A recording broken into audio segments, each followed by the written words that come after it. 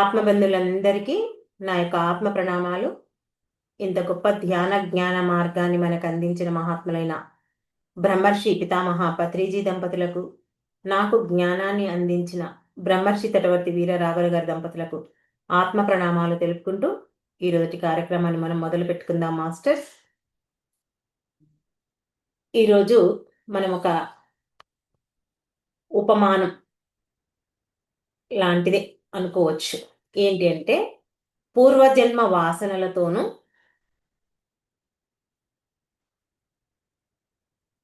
ఉపమానం అనే కంటే ధ్యానం యొక్క ధ్యాన సూక్తి అనుకుందాం. ధ్యాన సూక్తి యొక్క వివరణ తెలుసుకుందాం. ఏంటి మనం ఈరోజు తెలుసుకునే ధ్యాన సూక్తి అంటే, పూర్వజన్మ వాసనలతోనూ దుష్ట సాంగత్యముతోనూ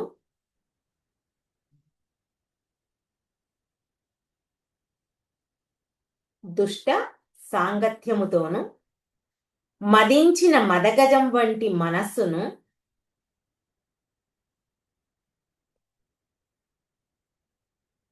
అనునిత్యం ధ్యానమనే తాడుతో బంధించవచ్చును.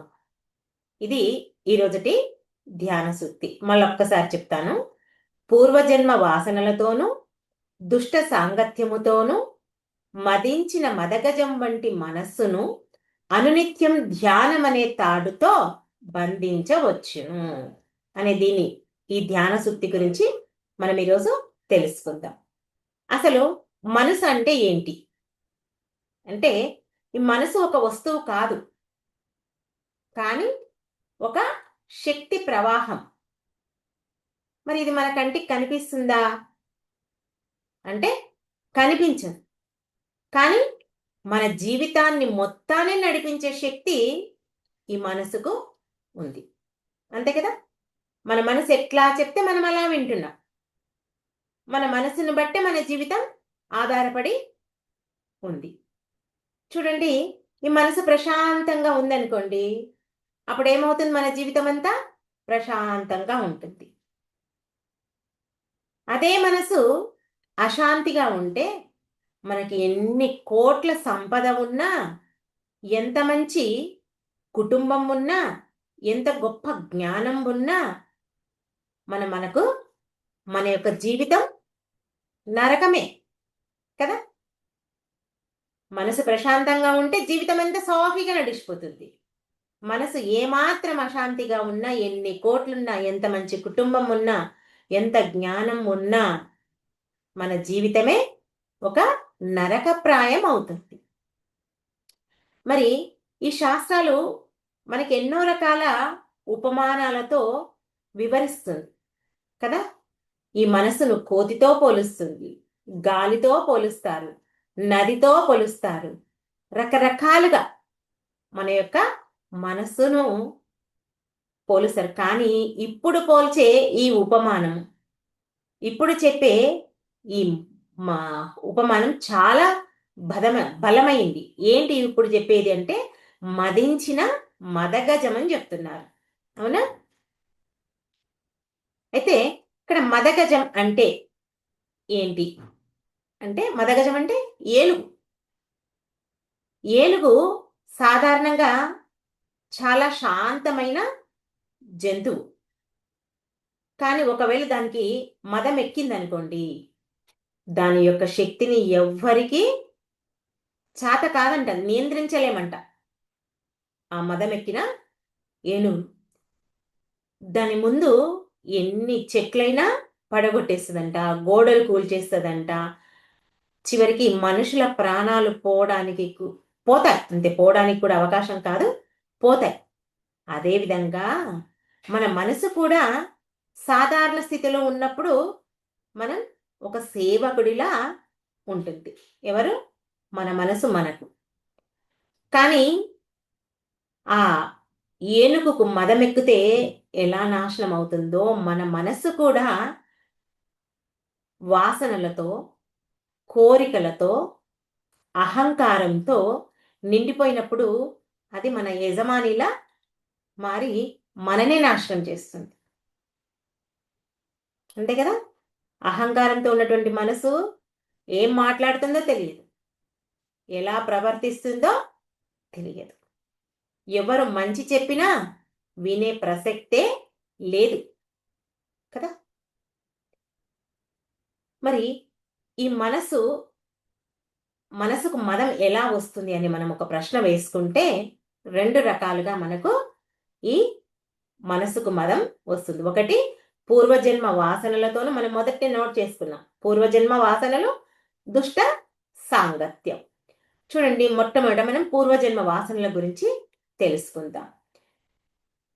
ఈ జన్మలో మనం ఈ మనసుతో ఖాళీ పలక అంటే ఖాళీగా మనం ఏమీ పుట్టలేదు. ఈ మనసు ఒక ఖాతా పుస్తకం లాంటిది. ఏం రాస్తాం మనం ఖాతాలు?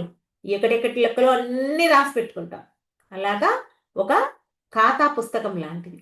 ఎన్నో జన్మల్లో మనం చేసినటువంటి ఆలోచనలు, పనులు, కోరికలు అన్నీ ఈ సూక్ష్మ వాసనలుగా మన మనసులో నిల్వ ఉంటాయి. ఇప్పుడు ఈ జన్మవే కాదు, ఎన్నో జన్మల నుంచి ఇవి నిల్వ ఉంటాయి. చూడండి, ఎవరైనా మనకు అంటే చిన్న వయసులో మనల్ని ఎవరైనా కోపంగా అన్నా కూడా, లేదంటే మనకి కోపం ఎక్కువగా ఉన్నా, లేదా భయం ఎక్కువగా ఉన్నా, ఇది కూడా మన మనసులో ఉండిపోతుంది. మరి ఇంకా కొంతమందికి విషయాలపైన ఆసక్తి ఉంటుంది. అందరికి ఒకేలా ఉండదు కదా. కొంతమందికి కోపం ఎక్కువగా ఉంటుంది, కొంతమందికి భయం ఎక్కువగా ఉంటుంది, కొంతమందికి విషయాలపై ఆసక్తి ఉంటుంది, కొంతమంది కోరికలపైన ఆసక్తి ఎక్కువగా ఉంటుంది. మరి ఇవన్నీ ఈ జన్మలో నేర్చుకొని వచ్చినవి కాదు. మనం పూర్వజన్మలో నుంచి తెచ్చుకున్నటువంటి వాసనలు. మనం అంటాం, మన ఇంట్లో ఎవరికి ఇలాంటి కోరికలు లేవబ్బా, ఇంత కోపం లేదు, ఇంత భయం లేదు, వీడెక్కడో ఇలా పుట్టాడు, ప్రతిదానికి భయపడతాడు, ఇన్ని కోరికలు ఉన్నాయని రకరకాలుగా మనం మన పిల్లల గురించి మాట్లాడుతుంటాం కదా. ఎందుకు అంటే అవి గత జన్మ వాసనలు. మరి ఈ వాసనలు ఎట్లా ఉంటాయంటే నిద్రలో ఉన్న పాముల్లా ఉంటాయంట. ఇక్కడ అనుకూల పరిస్థితి దొరికితే చాలు అవి వెంటనే లేస్తాయంట. అంటే ఇప్పుడు చూడండి, ఉదాహరణకు మనం ఏదైనా ఒక షాప్కి వెళ్ళినాం, మన మనసులో అది కొనుక్కోవాలని వెళ్ళాం అక్కడికి. ఊరికే ఏదో ఒక వస్తువు కోసం వెళ్తాం. అక్కడికి పోయిన వెంటనే మన మనసులో ఏవైతే కావాలో వెంటనే మన ముందుకు వచ్చేస్తాయి. అనుకుంటాం మనం, అరే నేను వెళ్ళేటప్పుడు అసలు పోయేటప్పుడు కూడా అనుకోలేదు ఇది కొనుక్కోవాలని, కానీ ఆడికి పోగానే నాకు ఇది కొనుక్కోవాలనిపించింది. అసలు నా మనసులో లేనిది కూడా నేను ఇప్పుడు కొన్నాను అని అంటాం. ఇంటికి వచ్చినాక ఆలోచిస్తాం, అవును నేను అనుకోలేదు కానీ ఎలా కొన్నాను అని. అంటే నేను చెప్పాను ఇందాక ఏంటి, ఈ వాసనలు ఎప్పుడు నిద్రలో ఉన్న పాములు లాంటివి. అంటే ఆ అనుకూల పరిస్థితి దొరికితే వెంటనే అవి లేస్తాయంట. అట్లాగే మనకు మన కంటి ముందు కనిపించిన వస్తువు ఏదైతే ఉందో వెంటనే మనకు కొనుక్కోవాలనే మనసు కోరిక పుడుతుంది. అంటే అప్పుడు అక్కడ ఏమైనట్లు, మన మనస్సు అదుపు తప్పినట్టు, అంతే కదా. ఎందుకంటే నువ్వు అనుకోలేదు కొనుక్కోవాలని, అక్కడికి పోయినాక నువ్వు కొనుక్కున్నావంటే నీ మనసు అదుపు తప్పినట్లే కదా. అదే మనం ఇక్కడ ఆలోచించాల్సింది. మరి రెండవ కారణం ఏంటి? దుష్ట సాంగత్యం.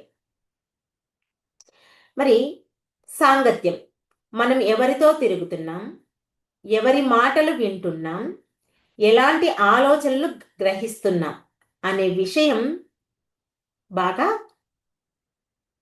ఆలోచించాల్సినటువంటి విషయం. చూడండి, చెడు సాంగత్యం ఉందనుకోండి, తప్పనిసరిగా మనం చెడు పనులే చేస్తాం. అంటుంటాం కదా, మంచి వాళ్ళతో స్నేహం చేస్తే మనకు మంచి అలవాట్లే వస్తాయి, చెడు వాళ్ళతో స్నేహం చేస్తే చెడే వస్తుంది. అందుకే 6 నెలలు సహవాసం చేస్తే వాడు వీడవుతాడు, వీడు వాడవుతాడు అని అంటాం. మరి చెడు సాంగత్యం అంటే నిత్యం అసూయ, కోపము, భయం, భోగాలు, ఇవన్నీ ఏం చేస్తాయి? మానవుని లోపల అశాంతిని పెంచే మాటలు, దృశ్యాలు, వార్తలు, వినోదాలు, ఇవన్నీ దుష్ట సాంగత్యమే. అవునా కాదా? మరి అదే మంచి విత్తనం చూడండి, ఒక మంచి విత్తనం ఉంది. ఆ మంచి విత్తనం ఉన్న చోట కలుపు మొక్కల మధ్య పెరిగిందనుకోండి, ఆ మంచి విత్తనం ఎదుగుతుందా? అది ఎదగదు. అలాగే మన మనసులో మంచి వాసనలు ఉన్నా కూడా చెడు సాంగత్యంతో మనం కనుక సహవాసము చేస్తే మనలో ఉన్నటువంటి ఆ మంచి వాసనలు కనుమరుగుతాయి. చూడండి, మన పిల్లాడు మన దగ్గర ఉన్నప్పుడు చాలా మంచిగా చదువుకుంటాడు, ఎప్పుడు క్లాస్ ఫస్ట్ వస్తాడు. అవునా? అదే కాలేజీలో వేసిన తర్వాత అంతా పోతుంది. అరే, ఇన్ని రోజులు మంచిగా చదువుకున్నవాడు వీడి కాలేజ్కి ఎక్కిన తర్వాత, వీళ్ళతో సహవాసం చేసిన తర్వాత వీడెందుకు ఇలా తయారయ్యాడు అని మనం అనుకుంటాం. చదవని విద్యార్థులు 10 మంది ఉన్నా, చదివే విద్యార్థి ఒక్కడు ఉన్నా, వాళ్ళ ఆ వాసనలే, వాళ్ళ అలవాట్లే ఇతడికి పడతాయి. అందుకే తల్లిదండ్రులంతా ఏం చేస్తారు? మంచిగా చదివే స్కూళ్ళలో, మంచి పేరున్న స్కూళ్ళలో, కాలేజీలలో వేస్తారు తమ పిల్లల్ని. ఎందుకంటే వాళ్ళ భవిష్యత్తు మంచిగా ఉండాలని. ఇట్లా మరి ఇలా పూర్వజన్మ వాసనలతోనూ దుష్ట సాంగత్యంతో ఉంటే ఈ మనసంతా మదగజంలా మారుతుందంట. ఆ మదగజంలా మారితే అప్పుడేమవుతుంది? మానవుడికి తెలిసినా తప్పులు చేస్తాడు కదా, తెలిసే నష్టాలు తెచ్చుకుంటాడు. చూడండి, వాడికి తెలుసు మంచి వాళ్ళతో స్నేహం చేస్తే, మంచిగా చదువుకుంటే మంచి మార్క్స్ వస్తాయి, నా జీవితం బాగుంటుందని తెలుసు. అయినా సరే వాళ్ళ సాంగత్యం చేయడం ద్వారా వాడికి మార్కులు తక్కువ వచ్చాయి. ఒకసారి తక్కువ వస్తే తెలియదా? ఇమీడియట్గా తెలుస్తుంది. అమ్మా నాన్న ఎన్నో రకాలుగా చెప్తారు. ఇక్కడ కూడా ఈ మనస్సు, ఆ మదగజం లాంటి మనసు ఎక్కిందనుకోండి, అప్పుడు వానికి అన్ని తెలుసు. తెలిసినా కూడా తప్పులు చేస్తాడు. ఇది తప్పు అని తెలిసి అయినా చెయ్యకుండా ఉండలేడు. అందుకే మదగజం లాంటి మనసు లక్షణం అని చెప్తారు. ఇది మనం ఇక్కడ గ్రహించాల్సింది. మరి ఇలాంటి మనస్సును ఎలా బంధించాలి, మనం ఎలా శాంతింపజేయాలి, ఎలా మన సేవకుడిగా మార్చుకోవాలి అనే ఒక ప్రశ్న మనం వేసుకుంటే, ఇక్కడ మహర్షులు చెప్పినటువంటి ఒక అద్భుతమైన మార్గం, మన పత్రికారు చెప్పినటువంటి గొప్ప మార్గం, శ్వాస మీద ధ్యాస, ధ్యానం. ఆ ధ్యానం అనే తాడుతోన ఈ మనస్సును కట్టివేయచ్చు. చూడండి, ధ్యానం అంటే ఏంటి? కళ్ళు మూసుకొని కూర్చోవడం మాత్రమే కాదు. ఈ మనస్సును ఒకే దిశగా మళ్ళీ దానికి ఒకవైపు తీసుకెళ్లే సాధన. కూర్చున్నాం, శ్వాస మీద ధ్యాస పెట్టాం, రకరకాలుగా ఈ మనసు పరిగెడుతుంది. అలా పరిగెత్తనీయొద్దు. ఎంతసేపు మన ఆత్మ పైన, అంటే మన శ్వాస పైనే ధ్యాసను ఉంచనివ్వాలి. అదే సాధన. అంతేకాని ఎటేటో తీసుకుపోయేది కాదు.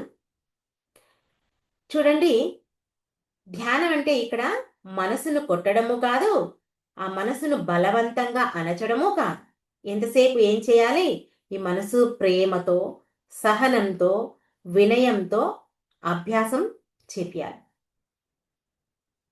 ఈ మనసు నాకు శత్రువులా ఉంది, ఇది నేను చెప్పిన మాట వింటనే లేదు అని ఎప్పుడు మనం మన మనస్సును శత్రువులాగా చూడొద్దు. ఇప్పుడు చూడండి, మన ఇంట్లో పిల్లలు ఉంటారు. కోపంతో చెప్తే వింటారా? ప్రేమతో చెప్తే వింటారా? అంటే మనం ప్రేమతో చెప్తే తొందరగా అర్థం చేసుకుంటారు. ఇప్పుడు అలా తయారయ్యారు పిల్లలు. నువ్వు ప్రేమతో చెప్పు, నేను ఏదైనా వింటాను అంటారు. కోపంతో చెప్తే నేను వినను అంటారు. ఇట్లాగే మనం ఎవరితోనైనా సన్నిహితంగా ఉండాలంటే, స్నేహం చేయాలంటే మనం మంచి మాటలతో వాళ్ళతో సాహసం చేయాలి. మనం అదే కోపంగా మాట్లాడామనుకోండి, ఎవరైనా మన దగ్గర ఉంటారా? అబ్బో! వీళ్ళెంత కోపిష్ఠులు, ఇలా మాట్లాడుతున్నారు, వీళ్ళతో సహవాసమే వద్దు అనుకొని దూరం చేసుకుంటారు కదా! మన దగ్గర ఎవరుండరు. అట్లాగే మన మనస్సును ఎప్పుడూ మనం ప్రేమతో, సహనంతో నిరంతరం దాన్ని అభ్యాసం చెయ్యాలి. చూడండి, ఇప్పుడు ఆ మదగజాన్ని గొలుసులతో, ఇనుప గొలుసులతో బంధిస్తారా ఎవరైనా? బంధించరు. గట్టి ఆ బలమైన తాడుతో కడతారు. ఎందుకంటే తాడు అది వంగుతుంది. ఇట్లా గుంజినప్పుడు మనకు అవసరం ఉన్నప్పుడు ఎంతవరకు దాన్ని పట్టు సాధించాలో గొలుసుతో అంత గట్టిగా పట్టుకోలేం. దాన్ని ఇట్లా మలపలేం. అదే తాడైతే మనం చేయికి చుట్టి దాన్ని ఇలా పట్టుకుంటాం. కానీ ఆ తాడేం తెగదు. అలాగే మన ఈ ధ్యానం కూడా ఎంతో మృదువైంది. కానీ ఎంతో శక్తివంతమైంది. చూడండి, మరి ఈ ధ్యానంతో ఎంతోమంది క్యాన్సర్ వచ్చిన వాళ్ళు కూడా ఈ ధ్యానం ద్వారా తగ్గించుకున్న వాళ్ళు ఉన్నారు. మన మామూలుగా క్యాన్సర్ అంటే అందరూ భయపడతారు కదా! మరి ఈ శ్వాస మీద ధ్యాస ధ్యానంతో క్యాన్సర్‌ను కూడా తగ్గించుకున్న వాళ్ళు ఉన్నారు. మరి భయపడరు. ఎందుకు అంటే వాళ్ళలో అంత శక్తి నిండుకుంది. మరి ఈ ధ్యానం ఎలా తాడుగా మనకు మారుతుందంటే, మొట్టమొదట మనం ధ్యానం చేయాలనుకున్నప్పుడు ఈ మనస్సు ఒప్పుకోదు ధ్యానానికి కూర్చోడానికి. ఏమంటుంది? కూర్చోమంటే లేవమంటుంది, లేస్తే కూర్చోమంటుంది. లేదా నువ్వు ఖచ్చితంగా కాదు, కూడదు అని కూర్చోబెట్టినా కూడా ఆలోచనలతో మనసు పరుగులు తీస్తూనే ఉంటుంది. అప్పుడు అనిపిస్తుంది, అబ్బా! ఇంతసేపు కూర్చున్నా ఆలోచనలు కట్ చేయడానికే సరిపోయింది. ఇది కాదు. ఇది సరైన మార్గమా? కాదు. అని చెప్పి మనం నిరాశ పడుతుంటాం. అలా ఎప్పుడు మనం నిరాశ పడిపోకూడదు. ఎందుకంటే ప్రతిసారి మన మనసు ఆలోచనల వైపు అంటే శ్వాస మీద ధ్యాస ఉంచనీయకుండా తప్పిపోయినప్పుడు మళ్ళీ మనం మృదువుగా ఆ ధ్యాన విషయానికి అంటే ఆ శ్వాస మీద ధ్యాస పెట్టించడానికే, మళ్ళించడానికే మనం ప్రయత్నం చేయాలి. ఆ ఏనుగు ముందుకు పోతుంటే తాడు పట్టి గుంజి వెనక్కి ఎలా తీసుకొస్తామో, మన మనస్సును కూడా ఆలోచనల వైపు వెళ్ళినప్పుడు శ్వాసపై మళ్ళించాలి. ఇది ఒక్క రోజులో అయ్యే విషయం కాదు. ఈ మనస్సును ఒకే రోజులో తీసుకొచ్చే దాని మీద పెట్టలేం. ప్రతిరోజు మనం చేస్తూ చేస్తూ పోతుంటే దానికి అలవాటైపోతుంది. మరి ధ్యానానికి ఆధారం ఏం చెప్పుకున్నాం మనం? శ్వాస. శ్వాస ద్వారానే మనం ఈ మనస్సును మన ఆత్మపై నిమగ్నం చేయగలం. ప్రతిరోజు మనం మన శరీరానికి 3 పూటల ఆహారాన్ని ఎలా ఇస్తామో దీనికి కూడా అలా నేర్పించాలి. అవునా? ప్రతిరోజు శ్వాస మీద ధ్యాస ఉంచడం నేర్పించాలి. మరి ధ్యానం వల్ల ఏం జరుగుతుందంటే మొట్టమొదట మన మనసు అలసిపోతుంది. అంతే కదా! శ్వాస మీద ధ్యాస ఆలోచనలు వస్తా ఉంటాయి. ఆలోచనలు వచ్చినప్పుడల్లా తీసుకొచ్చి మళ్ళీ శ్వాసపై పెడతాం. మళ్ళీ ఆలోచనలొస్తాయి. మళ్ళీ ఆ మనసును తీసుకొచ్చి శ్వాసపై పెడతాం. అప్పుడేమవుతుంది? మనసు అలసిపోతుంది. తర్వాత నెమ్మదిస్తుంది. ఆ తర్వాత శాంతమవుతుంది. ఆ తర్వాత మనం చెప్పిందే వింటుంది. అంతే కదా! నేనిప్పుడు కూర్చుంటున్నా. నా శ్వాసపై నేను ధ్యాస పెడుతున్నా. నన్నెక్కడికి తీసుకెళ్ళొద్దు. అంటే ఆ మనసు మన కంట్రోల్‌కు వస్తుంది. అదే మనకిక్కడ జరిగేది. ఇది మనం ఎంత సహనంతో చేస్తే అంత బాగా మనకు ఆ సాధనలో ముందుకు వెళ్తాం. అంటే ఇక్కడ మన మనసు మదగజం కాదు, దేవాలయంలో నిలిచే గజరాజు అవుతుంది. ఎప్పుడు అలా రోజు ఆ శ్వాస మీద ధ్యాస ఉంచి ప్రయాణం చేసేటప్పుడు అప్పుడు అది మన బలాన్ని, జ్ఞానాన్ని, కరుణను ఇవన్నీ పెంచుతుంది. మనం అనుకుంటాం ఇంతే కదా రోజు ఏముంటుంది, జ్ఞానం ధ్యానం జ్ఞానం ధ్యానం అంటారు. ఇవన్నీ వినడం రోజు చేయడం వల్లనే మన మనసు ఆ మాత్రం వినడానికి ఆసక్తి చూపిస్తుంది. ఇది ఒక్క జన్మలో కూడా సాధ్యమయ్యేది కాదండి. ఎందుకంటే ఇది ఆ పూర్వజన్మ వాసనలను కాల్చే అగ్ని, ఆ దుష్ట సాంగత్యాన్ని తొలగించే ఔషధం. కాబట్టి మనం ప్రతిరోజు మనం ఎన్ని పక్కకు తీసివేసిన ఆ పాత వాసనలు మళ్ళీ మళ్ళీ వస్తూనే ఉంటాయి. ఇవన్నీ పోగా పోగా ఇప్పుడు రోజు మనం ఈ సెల్ ఫోన్లో ఎన్నో మెసేజ్లు వస్తాయి. వస్తే మనకేం చేస్తాం, మనము ఎన్నో అవసరం లేనివన్నీ తీసేస్తుంటాం. మళ్ళీ రేపు వస్తాయి, అవునా కాదా? అట్లాగే మన మనసుల్లో కూడా ఎన్నో రకాల ఆలోచనలు వస్తూనే ఉంటాయి. దాంతో ఆ మనసు బలహీనపడుతుంది. కానీ రాను రాను అది కూడా షార్ప్నెస్ అవుతుంది. కాబట్టి ఈ మనసు మనకు శత్రువు కాదు, అశుద్ధమైన శక్తి కాదు. మనసు శిక్షణ లేని శక్తి. మన మనసు శిక్షణ లేని శక్తి. ధ్యానమే ఆ శిక్షణ. ఇదే మనం ఇక్కడ గుర్తు పెట్టుకోవాల్సినటువంటి విషయం. మన మనసు మదగజంలా పరుగులు తీస్తున్నప్పుడు మనం భయపడద్దు, ఆ మనసును నిందించకూడదు. అలాగే మనం నిరాశ పడకూడదు. మనం ఏం చేయాలి, శాంతంగా ఆ ధ్యానం అనే తాడును మనం ప్రతిరోజు వెయ్యాలి. ఏదో ఒక రోజు తప్పకుండా నీ మనస్సు నీ పాదాల చెంత ప్రశాంతంగా కూర్చుంటుంది. అంతే కదా? ఆ మనసు ప్రశాంతమయ్యే వరకు మనం రోజు చేస్తుండే అదే సాధన, అదే యోగం. ఇదే నిజమైన విజయం. ఒక రోజులో వచ్చేది కాదు ఇది. ప్రతిరోజు మనం ప్రయత్నం ప్రయత్నం ప్రయత్నం.